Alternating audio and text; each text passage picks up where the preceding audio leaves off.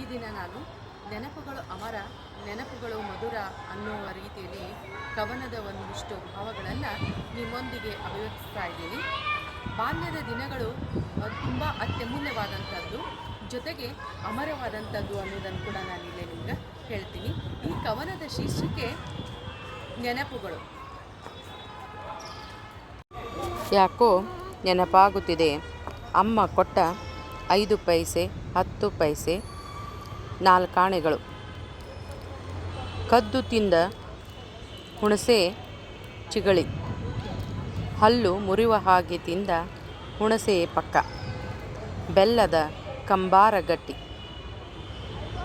ಚಿಕ್ಕಮ್ಮ ಕೊಟ್ಟ ಅನ್ನ ತುಪ್ಪ, ಮಾವ ಕೊಟ್ಟ ಬೇಸನ್ ಉಂಡಿ,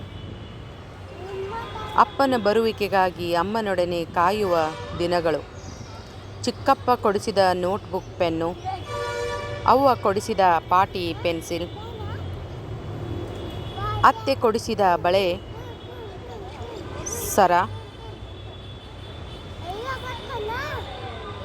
ಗುರುಗಳು ಹೇಳಿದ ಪಾಠ ಮರೆತದ್ದಕ್ಕಾಗಿ ಕೈಗೆ ಬಿದ್ದ ಬೆತ್ತದ ಏಟಿನ ನೆನಪುಗಳು, ಗೆಳತಿಯರೊಂದಿಗೆ ಆಡಿದ ಕುಂಟೆ ಪಿಲ್ಲೆ ಅಂಡ್ಯಾಳ ನೆನಪಾಗುತ್ತಿವೆ, ಅಕ್ಕನ ಪೌಡರ್ ಲಿಪ್ಸ್ಟಿಕ್ ಕದ್ದು ಹಚ್ಚಿ ಒದೆ ತಿಂದ ನೆನಪು, ದೊಡ್ಡಮ್ಮ ಹೊಲಿದ ಅಂಗೆಯ ನೆನಪು, ದೊಡ್ಡಪ್ಪ ಕೊಡಿಸಿದ ಅಂದುಗೆ ನೆನಪಾಗುತ್ತಿದೆ.